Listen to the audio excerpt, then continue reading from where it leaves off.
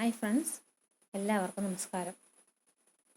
ഇന്ന് നിങ്ങളോട് സംസാരിക്കാൻ വേണ്ടി പോകുന്നത് കബീർദാസിനെക്കുറിച്ചും കബീർദാസിൻ്റെ ദോഹയെക്കുറിച്ചുമാണ്. അപ്പോൾ ഏറ്റവും ആദ്യം നമുക്ക് കബീർദാസിനെ പരിചയപ്പെടാം. കബീർദാസ് നിർഗുണ ഭക്തിധാര കെ കവി ഹെ. കബീർദാസ് നിർഗുണ ഭക്തിധാര കെ കവി ഹെ. കബീർദാസ് നിർഗുണ ഭക്തിധാരയുടെ ഒരു കവിയാണ്. നിർഗുണ ഭക്തി എന്ന് പറഞ്ഞാൽ എന്താ, സഗുണ ഭക്തി എന്ന് പറഞ്ഞാൽ എന്താ? അത് ഹിന്ദി സാഹിത്യത്തിൽ രണ്ട് തരംതിരിച്ചിട്ടുണ്ട്. ഭക്തിനെ നിർഗുണ ഭക്തി എന്നും സഗുണ ഭക്തി എന്നും. നിർഗുണ ഭക്തി എന്ന് പറഞ്ഞാൽ ദൈവത്തിന് രൂപമില്ല. സഗുണ ഭക്തി എന്ന് പറഞ്ഞാൽ ദൈവത്തിന് രൂപമുണ്ട്.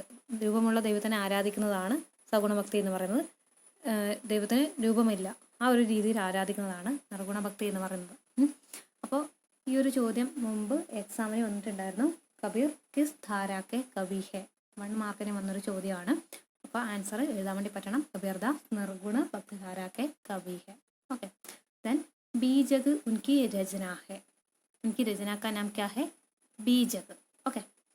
कबीर का जन्म 1398 ईस्वी में और मृत्यु 1518 ईस्वी में हुई. അദ്ദേഹത്തിൻ്റെ ജനനം 1398 അദ്ദേഹത്തിൻ്റെ മരണം 1518 ആയിരുന്നു. ഓക്കെ. അദ്ദേഹത്തിൻ്റെ ഗുരു ആരായിരുന്നു? उनके गुरु कौन थे? उनके गुरु രാമാനന്ദ് थे. കബീർദാസിന്റെ ഗുരു ആരായിരുന്നു? രാമാനന്ദ് ആയിരുന്നു.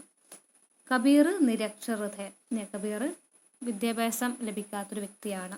ഓക്കെ. അപ്പം അദ്ദേഹം സ്വയം പറഞ്ഞിട്ടുണ്ട്, മസി കാഗദ് ചുവോ നഹീം കലം ഗഹ്യോ നഹീം ഹാത്ത്. അല്ലേ, മഷിയോ അല്ലെങ്കിൽ പേപ്പറോ അല്ലെങ്കിൽ പേന അല്ലെ, ഇതൊന്നും അദ്ദേഹം കൈകൊണ്ട് തൊട്ടിട്ടില്ല എന്നാണ് പറയുന്നത്. അല്ലേ. അപ്പം ഇത് ഒരു പ്രീവിയസ് ക്വസ്റ്റ്യൻ ആണ്. അപ്പം ചോദ്യം ഇങ്ങനെയാണ് വന്നത്, മസി കാഗദ് ചുവോ നഹീം കലം ഗഹ്യോ നഹീം ഹാത്ത് സ്വയം കെ ബാരെ മേ ഏസാ കോൻ കഹാ ഹെ. ആൻസർ എഴുതാൻ വേണ്ടി പറ്റണം. സ്വയം കെ ബാരെ മേ ഏസാ കബീർ ദാസിനെ കഹാ ഹെ. Okay, clear. കബീർ की ഭാഷ को ആചാര്യ രാമചന്ദ്ര ശുക്ല ने സദുക്കടി കഹാ ഹെ. കബീർദാസിന്റെ ഭാഷയെ ആചാര്യ രാമചന്ദ്ര ശുക്ല എന്താണ് പറഞ്ഞിരിക്കുന്നത്? സദുക്കടി എന്നാണ് പറഞ്ഞിരിക്കുന്നത്. പഞ്ചമേൽ കിച്ചടി എന്നും പറയുന്നുണ്ട്. അദ്ദേഹത്തിൻ്റെ ഭാഷയിൽ 5 ഭാഷകളുണ്ട് എന്നാണ് പറയുന്നത്. ഓക്കെ, അദ്ദേഹത്തിൻ്റെ രചനകളിൽ. ഓക്കെ. ദെൻ അടുത്ത പോയിന്റ് നമുക്ക് നോക്കാം. ജീവൻ കെ അന്തിമ സമയ വേ കാശി ചോടുക്കർ മഗഹർ ഗയേ. ജീവിതത്തിൻ്റെ അവസാന സമയത്ത്, അതായത് ഏതാണ്ട് മരണം ആയ സമയത്ത് അദ്ദേഹം എവിടേക്ക് പോയി?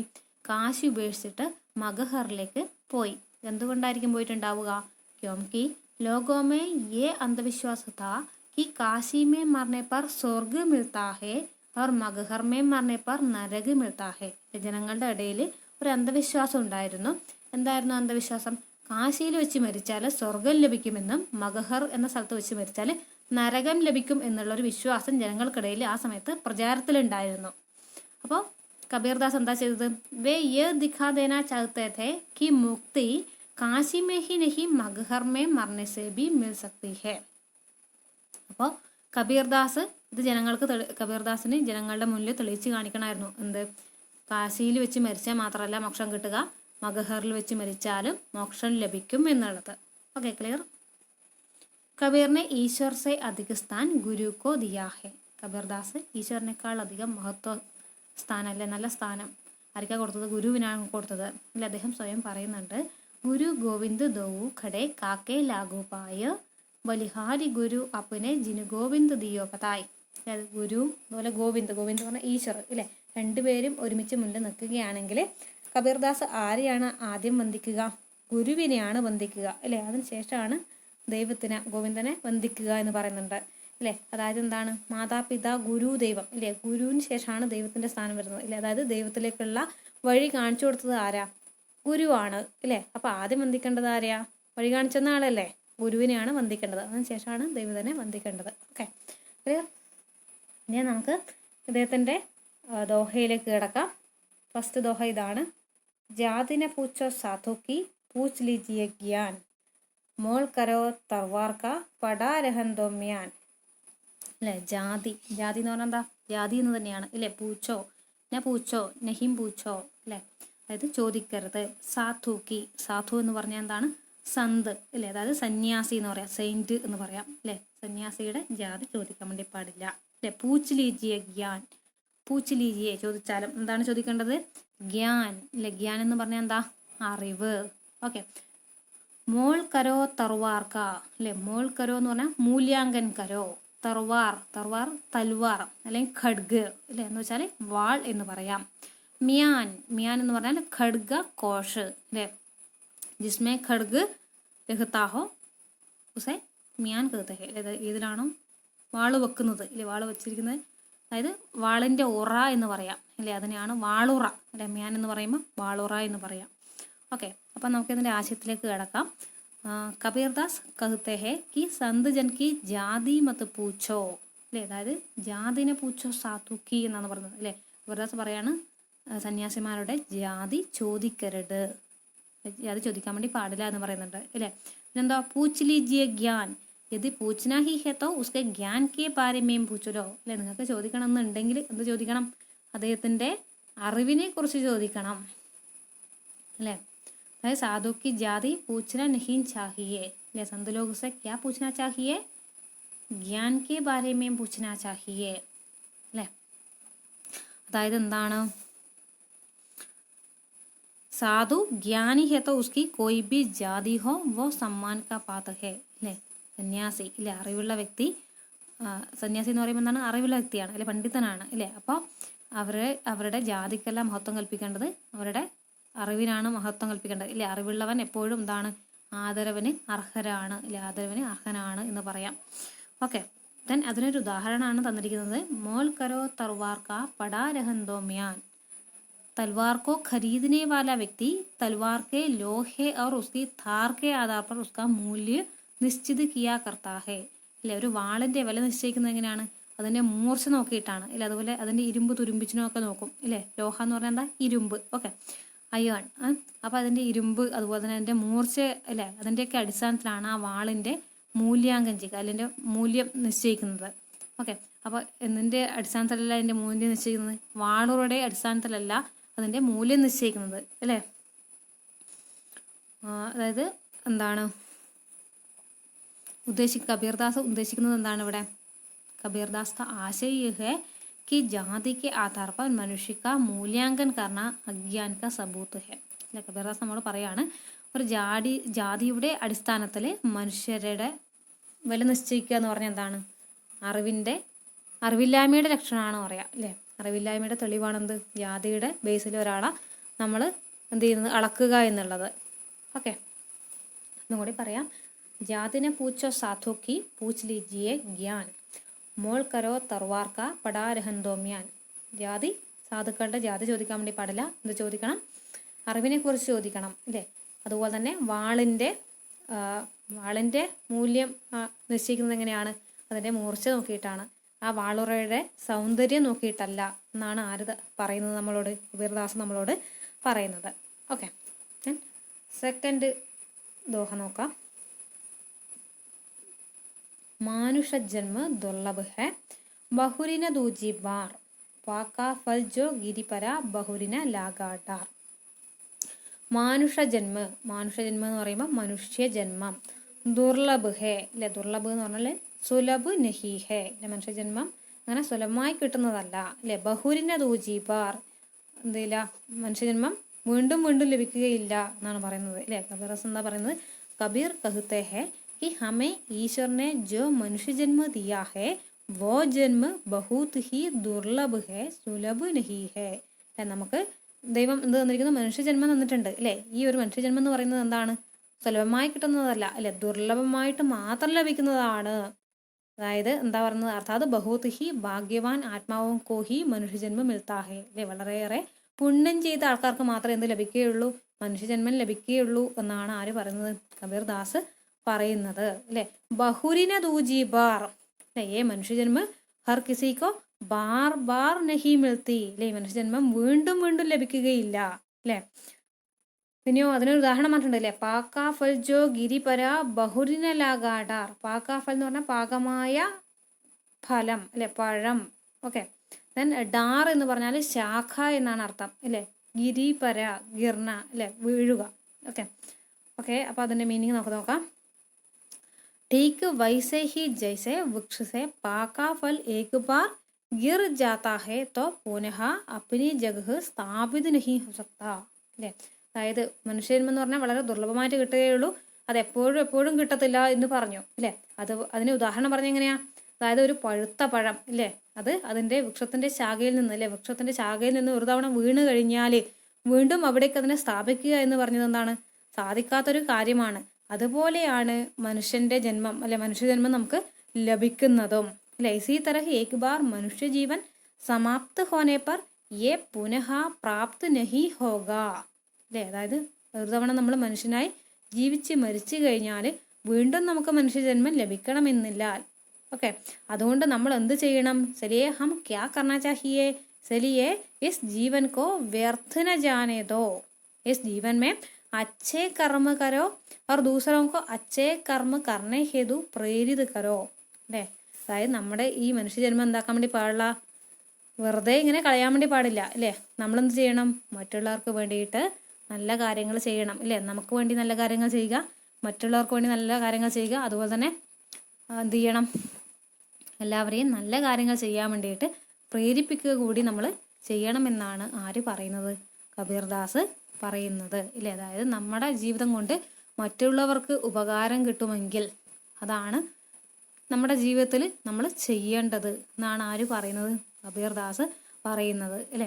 കബീർ कहते हैं कि मनुष्य को जीवन में मानवता की भलाई के लिए अपना श्रेष्ठतम योगदान देना चाहिए അല്ലേ. അതായത് നമ്മൾ എന്ത് ചെയ്യണം, നമ്മുടെ ജീവിതം കൊണ്ട് മറ്റുള്ളവർക്ക് ഉപകാരങ്ങൾ ചെയ്യണം, നന്മ ചെയ്യണം. നമ്മുടെ ഈ ഉള്ള മനുഷ്യജന്മം കിട്ടിയ സമയത്ത് നമ്മളത് ചെയ്യണം അല്ലേ.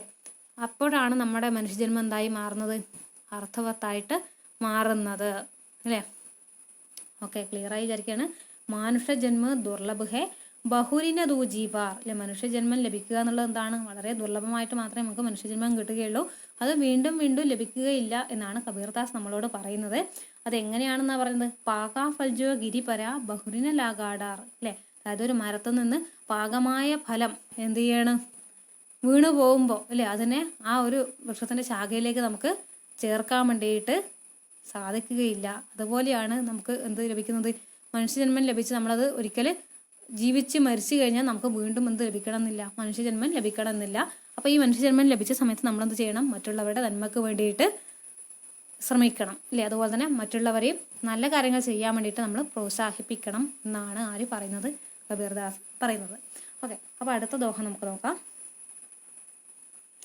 ജബ് മേൻ ഥാ തബ് ഹരി നാഹിം, അബ് ഹരി ഹേ മേൻ നാഹിം, പ്രേമ ഗതിക് അതിസാങ്കരി നാമ ദോന സമാഹിം.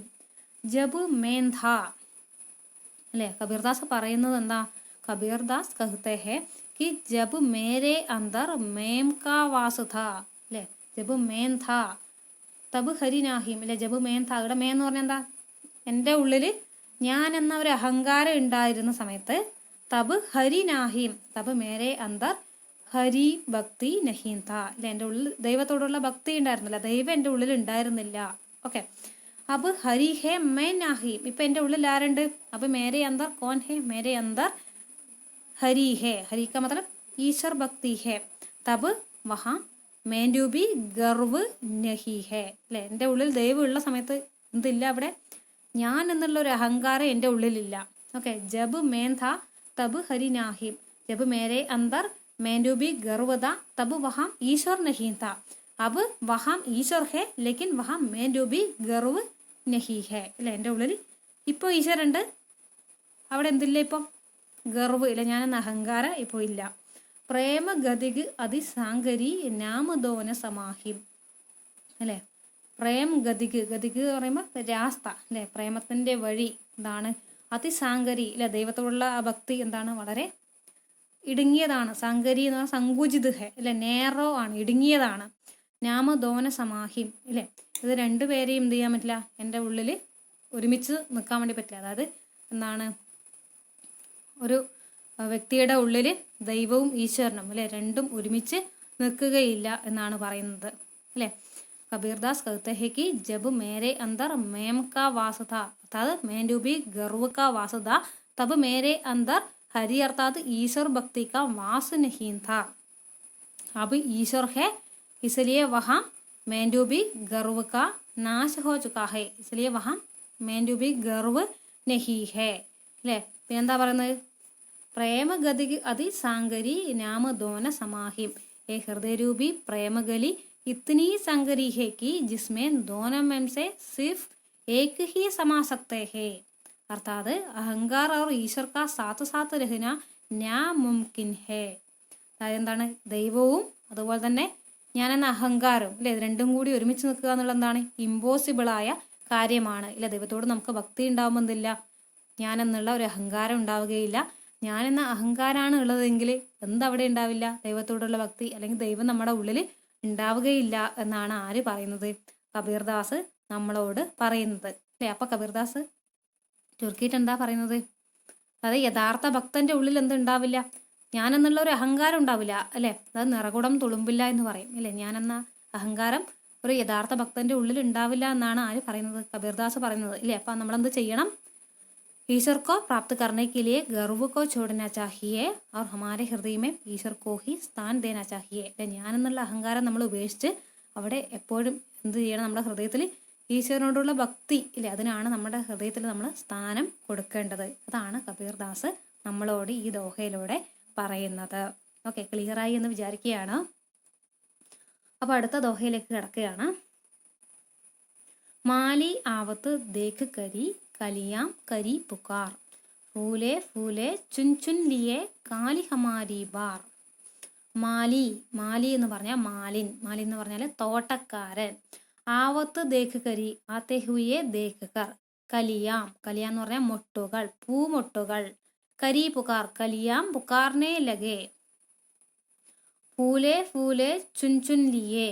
അല്ലേ അതായത് ഓരോ പുഷ്പവും അല്ലെ ഈ മൊട്ട് വിരിഞ്ഞിട്ടാണ് എന്തായി മാറുന്നത് ഓരോ പുഷ്പമായിട്ട് മാറുന്നത് ഇല്ലേ അതിനെ ഓരോന്നിനെയും തെരഞ്ഞ് എടുക്കുകയാണ് അല്ലെ പറിച്ചെടുക്കുകയാണ് ചെയ്യുന്നത് അല്ലെ ഇറുത്തെടുക്കുകയാണ് പൂക്കളൊക്കെ ഇറുത്തെടുക്കുകയാണ് അത് ചെയ്യുന്നത് തോട്ടക്കാരൻ ചെയ്യുന്നത് ഓക്കെ കാലി ഹമാരി ബാർ അല്ലേ അപ്പൊ മൊട്ടുകൾ പറയുന്ന പരസ്പരം എന്ത് നാളെ ഞങ്ങളുടെ അവസരമാണ് നമ്മളുടെ ഊഴമാണ് ഓക്കെ കബീർ कहते हैं कि बगीचे में मालिन को आते देखकर कलियां आपस में कहते हैं कि आज मालिन फूलों को चुन चुन कर तोड़ लिया है और कल हमारी बारी आ जाएगी അല്ലേ എന്താണ് പറയുന്നത് കബീർദാസ് പറയണത് പൂന്തോട്ടത്തില് തോട്ടക്കാരൻ വന്നിട്ട് ഓരോ ഓരോ പൂക്കളെയും എന്ത് ചെയ്യുന്നു പറിച്ച് എടുക്കുകയാണ് അപ്പൊ ആ സമയത്ത് ഈ മൊട്ടുകൾ പൂമൊട്ടുകൾ പരസ്പരം പറയുകയാണെന്ത് അല്ലെ ഇന്ന് പൂക്കളെയൊക്കെ അല്ലെ അതായത് മൊട്ട് വിരിഞ്ഞാണ് പൂവുണ്ടാവുന്നത് അല്ലെ അപ്പം ഈ വിരിഞ്ഞ മൊട്ടുകൾ ഈ പൂക്കളായതിനൊക്കെ എന്ത് ചെയ്യാണ് തോട്ടക്കാരൻ വന്ന് പറിച്ചു കൊണ്ടുപോവുകയാണ് അപ്പം നാളെ നമ്മുടെ അവസരമാണ് എന്ന് പറഞ്ഞാൽ എന്താ ഇന്നത്തെ മൊട്ടാണ് നാളെ എന്തായി മാറുന്നത് പൂവായിട്ട് മാറുന്നത് ഇല്ലേ അപ്പം നാളെ നമ്മുടെ അവസരമാണ് നമ്മുടെ ഊഴമാണ് നാളെ അവര് തോട്ടക്കാരൻ വന്ന് ആരെ പറിച്ചു കൊണ്ടുപോകും ഈ പൂക്കളെ ഈ മൊട്ടായ അല്ലെ ഈ മൊട്ട് നാളെ വിരിയുമല്ലോ അപ്പം നാളെ പൂക്കളായി മാറുമ്പോൾ അദ്ദേഹം പറിച്ചു കൊണ്ടുപോകുമെന്നാണ് പൂക്കള് പരസ്പരം പറയുന്നത് ഓക്കെ ആജിക്കി കലി കൽ ഫൂൽ ബനേഗി ഉസ് സമയ മാലിനാക്കർ തോടേങ്കെ അപ്പൊ നാളെ പൂവായി വിരിഞ്ഞ് അല്ലെ റെഡിയാവുന്ന സമയത്ത് തോട്ടക്കാരൻ വന്ന് പറിച്ചു കൊണ്ടുപോകും അല്ലെ അപ്പൊ ഇവിടുത്തെ മാലിൻ അല്ലെ അതിന് മറ്റൊരു അർത്ഥം കൂടിയുണ്ട് യമരാജ് കാലൻ അല്ലെ യമൻ എന്നുള്ളൊരു മീനിങ് കൂടിയുണ്ട് ഈ മാലിൻ എന്നുള്ളത് അല്ലെ അപ്പൊ അദ്ദേഹം വന്ന് അല്ലെ ഈ പൂക്കളെ പറിച്ചു കൊണ്ടുപോകുന്ന സമയത്ത് അല്ലെ പൂക്കൾ എന്ന് പറയുമ്പോൾ ഇവിടെ ആരാ വാർദ്ധക്യ അവസ്ഥയിലെത്തിയ ആൾക്കാർ ഇല്ലേ വൃദ്ധന്മാരായ ആൾക്കാർ ഇല്ലേ അപ്പൊ അവരെ കാലം വന്ന് കൊണ്ടുപോകുന്ന സമയത്ത് ഈ ചെറുപ്പക്കാരായ ആൾക്കാർ അല്ലെ യുവതലമുറ എന്ന് പറയും അല്ലെ ഇന്ന് നമ്മൾ ചെറുപ്പക്കാരാണ് നാളെ നമ്മൾ എന്തായി മാറും അല്ലെ വൃദ്ധരായി മാറും അല്ലെ കുറച്ചു കാലം കഴിയുമ്പോൾ വൃദ്ധരായി മാറുമല്ലോ അപ്പൊ ആ സമയത്ത് നമ്മളെയും ആര് കൊണ്ടുപോകും യമരാജൻ അല്ലെ കാലൻ വന്ന് കൊണ്ടുപോകും അല്ലെ നമ്മുടെ സമയം കഴിഞ്ഞ് മനസ്സിലാക്കിയിട്ട് കൊണ്ടുപോകും അല്ലെ പൂക്കൾ എറുത്ത് കൊണ്ടുപോയതുപോലെ നമ്മളെ കൊണ്ടുപോകും അല്ലെ അപ്പോൾ എന്താണ് ഇവിടെ കബീർദാസ് പറയുന്നത് कबीर हमें जीवन की क्षणिकता एवं नश्वरता के बारे में ज्ञान देता है കബീർദാസ് നമ്മളോട് പറയുന്നത് എന്താണ് ജീവിതത്തിന്റെ ക്ഷണികതയെക്കുറിച്ചും നശ്വരതയെക്കുറിച്ചുമാണ് കബീർദാസ് നമ്മളോട് ഇവിടെ പറയുന്നത് അപ്പം നമ്മുടെ ജീവിതം ഇത്രയേ ഉള്ളൂ എന്നാണ് ആര് പറയുന്നത് വളരെ ചെറിയൊരു സമയത്തിലാണ് നമ്മൾ ജീവിക്കുന്നത് അല്ലേ നമ്മൾ പെട്ടെന്ന് വളർന്ന് എന്താവും ചെറുപ്പക്കാരികളോ ഒക്കെ മാറും അതിനുശേഷം കുറച്ചു കാലം കഴിയുമ്പോൾ നമ്മളും വാർദ്ധക്യത്തിലേക്ക് വരും അല്ലേ അതായത് നമുക്ക് ജീവിതത്തിൽ ഒഴിച്ചുകൂടാൻ പറ്റാത്ത ഒരു സീക്രട്ട് ഒരു രഹസ്യമാണെന്ത് മരണം എന്നുള്ളത് മൃത്യു എന്നുള്ളത് ഇല്ലേ ഒരു ദിവസം നമ്മളെയും എന്ത് കൊണ്ടുപോകും മൃത്യുദേവൻ അല്ലെ മൃത്യുലോകത്തിലേക്ക് കൊണ്ടുപോകും ഇല്ലേ. അതായത് നമുക്ക് ഒരിക്കലും ഒഴിച്ചുകൂടാൻ പറ്റാത്ത ഒന്നാണ് മരണം എന്നുള്ളത് ഇല്ലേ. അപ്പോൾ അതിൻ്റെ ഉള്ളിൽ ഇത് നമ്മൾ ചെയ്യണം, ദൈവത്തോടുള്ള ഭക്തിയിൽ മുഴുകിയിട്ട് നല്ല നല്ല കാര്യങ്ങൾ ഈ ജീവിതത്തിൽ ചെയ്യണം എന്നാണ് ആര് പറയുന്നത്? കബീർദാസ് നമ്മളോട് പറയുന്നത്. ഓക്കെ, ദെൻ ലാസ്റ്റ് ദോഹ നമുക്ക് നോക്കാം. സാത്ത് സമുദ്ര की मसी करूं गुरु गुण लिखा न जाए कबीर ये जग कुछ नहीं खिन खारा खिन मीठा. ഓക്കെ, സാത്ത് സമുന്ദ്ര, സമുദ്ര എന്ന് പറയുമ്പോൾ സമുദ്രം ഇല്ലേ. സാത്ത് എന്ന് പറഞ്ഞാൽ 7 ഇല്ലേ, 7 സമുദ്രങ്ങൾ ഇല്ലേ. 7 സമുദ്രത്തിലെ ജലത്തിന് എന്താക്കണം? മസി കരു. മസി എന്ന് പറഞ്ഞാൽ എന്താ? സ്യാഹി ഇല്ലേ, മഷി ഇല്ലേ. 7 സമുദ്രത്തിനെ മഷിയാക്കി മാറ്റിയിട്ട് എന്ത് ചെയ്യുക? ഗുരു ഗുൺ ലിഖാന ജായ് ഇല്ലേ. 7 സമുദ്രത്തിലെ മഷീന അല്ലേ, 7 സമുദ്രത്തിലെ വെള്ളത്തിനെ മഷിയാക്കി മാറ്റിയാലും ഗുരുവിൻ്റെ ഗുണത്തെ നമുക്ക് എഴുതാൻ വേണ്ടിയിട്ട് സാധിക്കുകയില്ല എന്നാണ് ആര് പറയുന്നത്? കബീർദാസ് പറയുന്നത് ഇല്ലേ. കബീർ कहते हैं कि यदि सातों समुद्रों के जल को स्याही बना डालूं तो भी गुरु की महिमा का वर्णन नहीं लिखा जा सकता അല്ലേ. അത് 7 സമുദ്രത്തിലെ വെള്ളത്തിനെയും അല്ലേ മഷിയാക്കി മാറ്റിയാൽ അല്ലേ, 7 സമുദ്രങ്ങളെയും മഷിയാക്കി മാറ്റിയാലും ഗുരുവിൻ്റെ മഹിമയെ വർണ്ണിക്കാൻ വേണ്ടിയിട്ട് പറ്റുകയില്ല, ഗുരുവിൻ്റെ മഹിമയെ എഴുതാൻ വേണ്ടിയിട്ട് നമുക്ക് പറ്റുകയില്ല എന്നാണ് ആര് പറയുന്നത്? കബീർദാസ് പറയുന്നത് അല്ലേ. കബീർ യഹ് ജഗ് കുച്ച് നഹീം അല്ലെ. ജഗ് പറയുമ്പോൾ ദുനിയ അല്ലേ. കബീർദാസ് ഈ ദുനിയയിൽ ഒന്നുമല്ല അല്ലേ. ഖിന് ഖാര ഖിന് മീട്ട അല്ലേ. ഖിന് എന്ന് പറഞ്ഞാൽ എന്താ? ക്ഷണ് അല്ലേ, നിമിഷം അല്ലേ. ഖാര, ഖാര എന്ന് പറഞ്ഞാൽ ഉപ്പുള്ളത് അല്ലേ, നമക്കീൻ. ഖിന് മീഠ, ഖിന് എന്ന് പറയുമ്പോൾ വീണ്ടും ക്ഷണം അല്ലെ, നിമിഷം. ഓക്കെ, മീഠ എന്ന് പറഞ്ഞാൽ മധുരമുള്ളത് അല്ലേ. അതായത് നമ്മുടെ ജീവിതത്തിൽ എന്തുണ്ടാവും? മധുരമുള്ള അവസ്ഥയുണ്ടാവും, ഉപ്പുള്ള അവസ്ഥയുണ്ടാവും അല്ലെ. ഉപ്പുള്ള അവസ്ഥ പറഞ്ഞാൽ കണ്ണുനീര് വരുന്ന ദുഃഖമുള്ള അവസ്ഥ അല്ലേ. മീഠ മധുരമുള്ളത് അവസ്ഥ എന്ന് പറയുമ്പോൾ, മധുരമുള്ള നിമിഷങ്ങൾ എന്ന് പറയുമ്പോൾ എന്താ? ഉപ്പുള്ള നിമിഷങ്ങളും മധുരമുള്ള നിമിഷങ്ങൾ എന്ന് പറഞ്ഞാൽ എന്താ? ഉപ്പുള്ള നിമിഷം എന്ന് പറഞ്ഞാൽ കണ്ണുനീര് അണിയുന്നത്, കണ്ണുനീര് കുടിക്കുന്ന അവസ്ഥ, അതായത് ദുഃഖമുള്ള അവസ്ഥ. അതുപോലെ മധുരമുള്ള അവസ്ഥ പറയുമ്പോൾ സന്തോഷമുള്ള അവസ്ഥ അല്ലെങ്കിൽ സുഖമുള്ള അവസ്ഥ ഇല്ലേ. ഇത് രണ്ടും നമ്മുടെ ജീവിതത്തിൽ മാറി മാറി വരുന്നുണ്ട് ഇല്ലേ. ജീവിതത്തിൽ സന്തോഷവും ദുഃഖവും എന്ത് ചെയ്യും? മാറി മാറി വരും അല്ലേ. അതായത് നമ്മൾ സന്തോഷം വരുമ്പോഴായാലും ദുഃഖം വരുമ്പോഴായാലും ഓർമ്മിക്കേണ്ട ഒരു വാചകം പറയുന്നുണ്ട് അല്ലേ. എന്താ അത്? ഈ നിമിഷവും കടന്നു പോകും അല്ലേ. അപ്പൊ അങ്ങനെയുള്ള ഉപദേശം തരുന്നത് ആരാ? ഒരു ഗുരുവാണ് അല്ലേ. അതായത് സുഖത്തിനെയും ദുഃഖത്തിനെയും ഒരുപോലെ നമ്മളെ കാണാൻ പഠിപ്പിക്കുന്നത് ആരാണ്? ഗുരുവാണ് അല്ലേ. ഗുരു ഹമേ സുഖ ദുഃഖ को बराबर देखने के लिए सिखाते हैं अല്ലേ. हमारे जीवन में सुख तथा दुख दोनों आते वक्त गुरु हमें क्या सिखाते हैं? सुख दुख को बराबर देखने के लिए सिखाते हैं. ജീവിതത്തിൽ സന്തോഷവും ദുഃഖവും മാറി മാറി വരും അല്ലേ. അത് രണ്ടിനെയും ഒരുപോലെ കാണാൻ പഠിപ്പിക്കുന്നത് ആരാണ്? ഗുരുവാണ് അല്ലേ. അപ്പൊ അങ്ങനെയുള്ള ഗുരുവിന്റെ മഹത്വം 7 സമുദ്രത്തിനെ ജലമാക്കി മാറ്റി അല്ലെ, 7 സമുദ്രത്തിലെ ജലത്തിനെയും മഷിയാക്കി മാറ്റിയിട്ട് ഗുരുവിന്റെ ഗുണത്തിനെ നമ്മൾ എഴുതാൻ വേണ്ടി ശ്രമിച്ചാൽ അത് തീരുമോ? എഴുതാൻ വേണ്ടി നമുക്ക് പറ്റുമോ? എഴുതിയിട്ട് തീരുമോ? ഒരിക്കലും ഇല്ല അല്ലേ. അപ്പം ഇവിടെ ഗുരുവിന്റെ മഹിമയെക്കുറിച്ചാണ് ആര് പറയുന്നത്? കബീർദാസ് നമ്മളോട് പറയുന്നത്. ഓക്കെ, അപ്പം ഗുരുവിന്റെ മഹിമയെക്കുറിച്ചാണ് ഈ ഒരു ദോഹയിൽ പറയുന്നത്. അപ്പോൾ ഈ ഒരു ദോഹനെ കുറിച്ച് 3 മാർക്കിന് എസ്സേ ചോദിക്കാറുണ്ട്. കബീർ കി ഗുരുഭക്തി വ്യക്ത് കീജിയെ അല്ലേ. അപ്പം ഇവിടെ ഗുരുവിൻ്റെ മഹത്വത്തിനെ കുറിച്ചിട്ടാണ് പറഞ്ഞിരിക്കുന്നത്. ഓക്കെ, അപ്പോൾ ഇത്രയും ഭാഗം ക്ലിയർ ആയി എന്ന് വിചാരിക്കണം. ഒരിക്കൽ കൂടി പറയാം. സാത്ത് സമുദ്ര की मसी करो गुरु गुण लिखा न जाए कबीर यह जग कुछ नहीं खिन खारा खिन मीठा അല്ലേ. ജീവിതത്തിൽ സുഖവും ദുഃഖവും എല്ലാം വരും.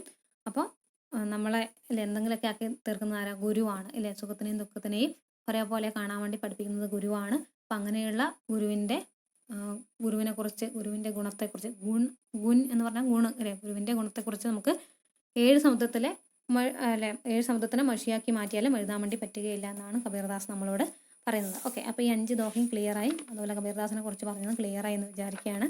അപ്പോൾ ഈ വീഡിയോ നിങ്ങൾക്ക് യൂസ്ഫുൾ ആയെങ്കിൽ തീർച്ചയായും നിങ്ങൾ ലൈക്ക് ചെയ്യണം, കമൻറ്റ് ചെയ്യണം. നിങ്ങളുടെ ലൈക്കും കമൻറ്റുമാണ് ഇനിയും വീഡിയോ ചെയ്യാനുള്ള എൻ്റെ ഊർജ്ജം എന്ന് പറയുന്നത്. അപ്പോൾ എല്ലാവർക്കും താങ്ക് യു.